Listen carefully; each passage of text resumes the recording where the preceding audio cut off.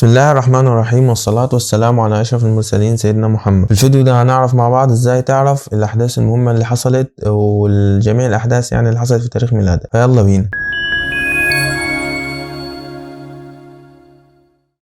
أول حاجة هنبدأ بالموقع ده. الموقع ده بيقولك الأحداث اللي حصلت في السنة اللي انت اتولدت فيها، يعني مش في اليوم اللي انت اتولدت فيه، لا في السنة كلها. فاحنا هنكتب مثلا هنا انا هجرب هنا السنة اللي انا اتولدت فيها،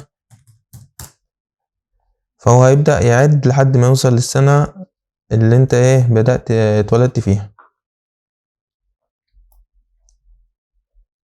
هنشوف مع بعض هيجيب لنا هيبدأ هو يديك الأحداث في هيئة كتابة وانت تقرأ معاه. يقول لك في سنة 1993 العالم كان مكان مختلف، وما كانش فيه جوجل ولا ياهو، واكتر فيلم اتباع فيلم جوراسيك بارك، وادي اللوجو بتاعه ديناصورات تقريبا وكده. كانت الدنيا صعبة جدا. فهنشوف بعد كده الموقع التاني.